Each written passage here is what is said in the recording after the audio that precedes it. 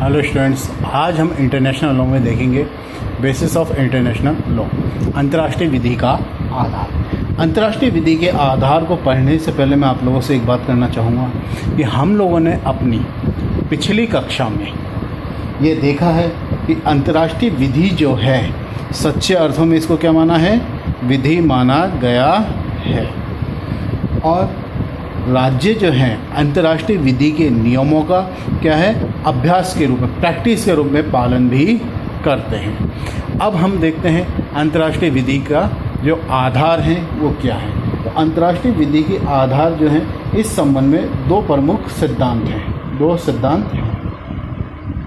कौन कौन से हैं?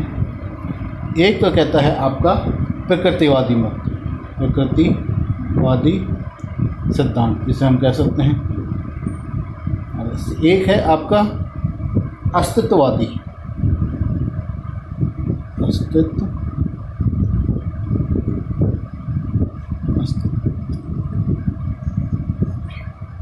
सिद्धांत। एक हो गया हमारा कौन सा, नेचुरलिस्ट थ्योरी, और एक हो गया हमारा पॉजिटिविस्ट सिद्धांत थ्योरी। अब हम देखते हैं नंबर 1 जो हमारा सिद्धांत है, प्रकृतिवादी सिद्धांत जो है ये क्या कहता है। तो इस सिद्धांत को पढ़ने से पहले मैं आपको ये बताता हूँ कि इस सिद्धांत के जो प्रमुख समर्थक हैं वो कौन कौन हैं। ग्रोसेस,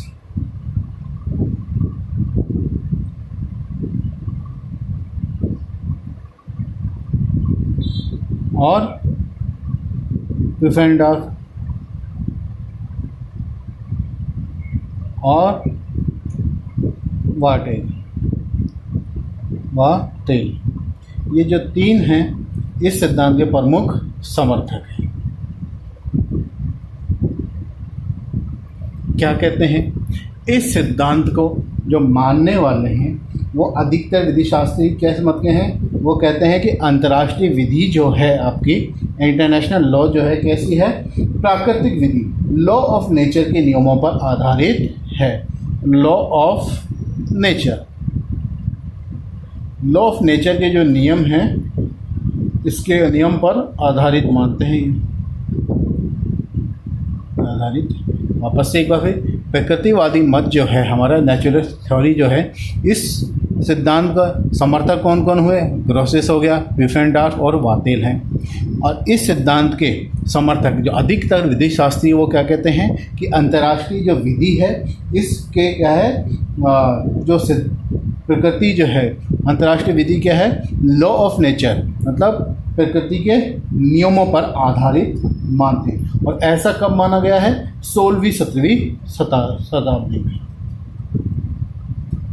16वीं 17वीं शताब्दी में क्या माना गया था, अंतर्राष्ट्रीय विधि जो है लॉ ऑफ नेचर, प्रकृति विधि के नियमों पर आधारित मानते हैं। और क्या मानना है, साथ में प्रकृति विधि जो है, लॉ ऑफ नेचर को क्या मानते हैं, ईश्वर, गॉड, तर्क, रीजन या नैतिकता, मोरालिटी, क्या है, क्या कहते हैं, लॉ ऑफ नेचर जो है, अंतर्राष्ट्रीय विधि जो है लॉ ऑफ नेचर प्राकृतिक नियमों पर आधारित मानते हैं। और लॉ ऑफ नेचर क्या है, या ईश्वर, तर्क या नैतिकता से उत्पन्न होती है। इनके अनुसार अंतर्राष्ट्रीय विधि की प्रणाली जो है किस पर आधारित है, प्राकृतिकवादी सिद्धांत पर ये आधारित इसको मानते हैं। ये ऐसा क्यों करते हैं, ये कहते हैं इन सिद्धांत वालों का मानना है, प्रकृतिवादी सिद्धांत के समर्थक है का ये मानना है कि प्राकृतिक विधि के जो नियम हैं वो मूलभूत और अपरिवर्तनीय होते हैं। क्या होते हैं, जो नियम हैं क्या है, प्राकृतिक होते हैं, नेचुरल हैं, और मूलभूत होते हैं, प्राकृतिक, मूलभूत और अपरिवर्तनीय होते हैं। ठीक है, एक बार फिर से क्या कहते हैं, प्रकृतिवादी सिद्धांत के समर्थक ये मानते हैं कि ये जो है प्रकृति के जो नियम कैसे होते हैं, नेचुरल होते हैं, मूलभूत होते हैं, अपरिवर्तनीय होते हैं। और ये इससे क्या होता है, ये जो नियम इस तरीके के होते हैं, जो समाज में जो शासक हैं वो और जो शासित हैं वो उनकी इच्छा और सहमति को आगे बढ़ाते हैं। जो समाज के शासकों की व शासितों की इच्छा जो होती है को आगे बढ़ाते हैं। एक बार फिर मैं आपको बताता हूँ। अंतर्राष्ट्रीय विधि के आधार के संबंध में दो सिद्धांत हैं। एक कहता है प्रकृतिवादी सिद्धांत। इस सिद्धांत के प्रमुख समर्थक कौन कौन हुए? ग्रोसेस है, प्यूफेनडॉर्फ और वातेल है। ये क्या कहते हैं? 16वीं-17वीं शताब्दी की अगर हम बात करते हैं तो ये अंतर्राष्ट्रीय विधि को किस पे मानते हैं? लॉ ऑफ नेचर के नियमों पर आधारित मानते हैं। और लॉ ऑफ नेचर जो है कैसा है? ईश्वर अर्थात गॉड, तर्क, रीजन या नैतिक मॉरलिटी, इन पे इसको आधारित इन्होंने माना है। साथ में क्या कहते हैं? जो प्राकृतिक जो नियम होते हैं वो कैसे होते हैं? मूलभूत होता है, अपरिवर्तनीय होते हैं। जिससे क्या होता है? जो समाज के जो शासक है और जो शासित है उनकी इच्छा से ये आगे बढ़ते हैं। इस प्रकार से एक आधार प्रकृतिवादी का माना जाता है। लेकिन इस सिद्धांत की अगर हम आलोचना करते हैं, आलोचना में हम देखेंगे कि ये जो आलोचना की गई है, आलोचना क्यों की जा रही है इस सिद्धांत की, क्यों ये मानकर चला जा रहा है कि अंतर्राष्ट्रीय विधि का जो आधार है प्रकृतिवादी सिद्धांत है, वो मैंने आपको बताया। इसकी आलोचना किन आधारों पर हो रही है वो हम देखते हैं। अगर हम देखें कि अंतर्राष्ट्रीय विधि के आधार जो है यह प्रकृतिवादी सिद्धांत जो माना है, इसकी आलोचना का एक आधार हम क्या मानेंगे कि अभी हमने कहा प्राकृतिक विधि के जो नियम क्या होते हैं वो निश्चित होते हैं। नियम क्या है? निश्चित हैं। एक बार फिर, प्राकृतिक विधि के नियमों को अभी हमने क्या माना है? निश्चित माना, अपरिवर्तनीय है, इनमें कोई परिवर्तन नहीं होता है। इसका मतलब यह है कि अगर अनिश्चितता के कारण यह कहना पाना कठिन होता है कि प्राकृतिक विधि के नियम जो है अंतर्राष्ट्रीय विधि के नियम हो सकते हैं। अर्थात अगर नियमों में परिवर्तन हो ही नहीं सकता है, नियम अगर परिवर्तन नहीं किया जा सकता उनका, तो ऐसे नियम क्या है? अंतर्राष्ट्रीय विधि के आधार नहीं हो सकते हैं। इसके साथ में क्या मानना है कि इसके नियम जो है आपके प्राकृतिक विधि का जो अर्थ है इसके संबंध में क्या है? लेखकों ने अलग अलग मत दिए हैं। क्या? लेखकों के अलग अलग मत हैं। जैसे किसी ने तो इसको ईश्वर का आधार मानते हैं कि प्राकृतिक विधि क्या है? ईश्वर, डिवाइन लॉ है। कई बोलते हैं ये रीजन, तर्क पर आधारित मानते हैं कई लेखक, और कई लेखक प्राकृतिक विधि को, प्रकृतिवादी जो सिद्धांत है इसको क्या है? मॉरलिटी, नैतिकता पर आधारित मानते हैं। इस प्रकार से इसकी आलोचना की जा रही है। इसके बाद अगर हम सेकंड सिद्धांत देखते हैं तो हमारा है कौन सा? अस्तित्ववादी।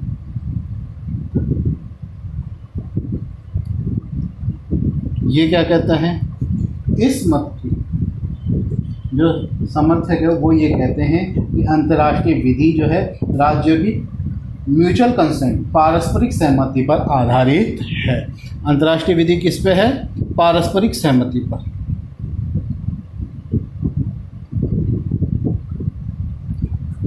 क्या कहते हैं? अस्तित्ववादी सिद्धांत के समर्थक क्या कहते हैं कि इस मत के मानने वाले कहते हैं कि अंतर्राष्ट्रीय विधि के जो है क्या है? राज्यों की पारस्परिक सहमति, राज्यों की पारस्परिक सहमति पर आधारित होती है।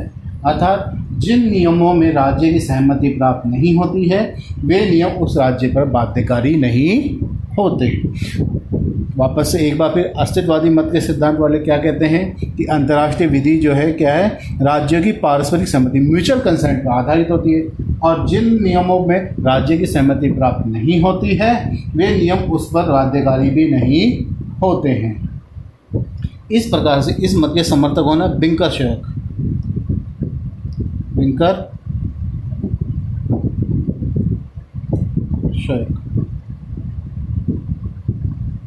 ये क्या कहते हैं? अंतर्राष्ट्रीय विधि का आधार क्या मानते हैं? राज्यों की सहमति को ही मानते हैं, राज्यों की सहमति। ये बिंकर शेक जो है अंतर्राष्ट्रीय विधि का आधार किसको मानते हैं? राज्यों की सहमति को मानते हैं।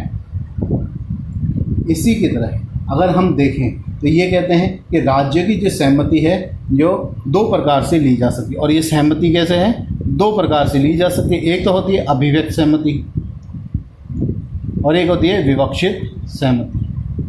एक बार फिर बता रहा हूँ, अस्तित्ववादी मत के सिद्धांत वाले क्या बोलते हैं कि अंतर्राष्ट्रीय विधि जो है राज्य की पारस्परिक सहमति पर आधारित होते हैं, और इस मत के मानने वाले बिंकर्सवेगर वो कहते हैं कि अंतर्राष्ट्रीय विधि का आधार जो है राज्य की सहमति, और सहमति जो है दो प्रकार से ली जा सकती है, अभिव्यक्त सहमति और विवक्षित सहमति। अभिव्यक्त सहमति जो होती है कैसे, संधियों के द्वारा हो सकती है, संधियों द्वारा हो सकती है। अविवक्षित सहमति कैसे होती है, रूढ़ि ऑब्लिक प्रथा, रूढ़ि या प्रथा से हो सकती है।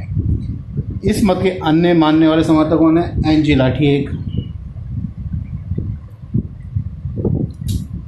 इस सिद्धांत की अगर हम देखते हैं तो आलोचना इस सिद्धांत की भी की जाती है। क्या कहते हैं इस सिद्धांत की आलोचना करने वाले, वो कहते हैं कि अंतर्राष्ट्रीय विधि के सभी नियम जो है रूढ़ि और संधि से नहीं बने हुए हैं। क्या कहते हैं, अंतर्राष्ट्रीय विधि के जो नियम हैं वो रूढ़ि और संधि से बने हुए नहीं होते हैं। अर्थात अगर आगे हम जब पढ़ेंगे तो अंतर्राष्ट्रीय विधि के सोर्स दे रखे हैं, उस सोर्स में हम देखेंगे कि कुछ राज्यों के द्वारा मान्यता प्राप्त विधि के वो सिद्धांत होते हैं, उनको अंतर्राष्ट्रीय विधि का एक क्या है, आधार या सोर्स माना गया है। तो हम ये नहीं कह सकते कि अंतर्राष्ट्रीय विधि जो है केवल संधि और रूढ़ियों पर ही आधारित है। ठीक है, इसके बाद हम देख सकते हैं अंतर्राष्ट्रीय विधि के कुछ नियम क्या है, किसी राज्य पर उसकी सहमति के बिना भी लागू हो सकते हैं। अब बिना सहमति के भी नियम लागू होते हैं, के नियम लागू होते बिना सहमति कैसे हो सकते हैं, तो एक है आपके Vienna convention on the law of treaties. क्या है, संधि है विधि पर वियना कन्वेंशन की, उसके अनुच्छेद 36 में ये दे रखा है कि एक संधि किसी तीसरे राज्य पर उसकी बिना सहमति के भी लागू हो सकती है। इस प्रकार से हम ये कह सकते हैं कि जो राज्यों की अंतर्राष्ट्रीय विधि के जो नियम हैं राज्यों पर उनकी सहमति के बिना भी लागू हो सकते हैं। अब हम हमारे सामने ये दो मत पढ़े हैं, इसके बाद हमें ये स्पष्ट होती है बात कि क्या अंतर्राष्ट्रीय विधि का आधार हम किसको माने, प्रकृतिवादी सिद्धांत को माने या अस्तित्ववादी सिद्धांत को माने। तो मैं आपको बताना चाहूँगा, वातेल हैं वो ये कहते हैं कि प्राकृतिकवादी जो है अंतर्राष्ट्रीय विधि जो है प्रकृतिवादी स्तर पर, और दूसरा सार्थकतावादी स्तर, अर्थात प्राकृतिक विधि जो है अंतर्राष्ट्रीय विधि जो है प्राकृतिक विधि अर्थात सहमति से बनाई गई विधि दोनों पर आधारित होती है। तो यहाँ पर हम न तो ये कह सकते हैं कि प्रकृतिवादी सिद्धांत पे ही अंतर्राष्ट्रीय विधि आधारित है, और न ही हम ये कह सकते हैं कि अंतर्राष्ट्रीय विधि जो है अस्तित्ववादी सिद्धांत पर आधारित है। कंक्लूजन के रूप में यही आता है कि अंतर्राष्ट्रीय विधि जो है हमारी दोनों ही सिद्धांतों का आधारित है। धन्यवाद।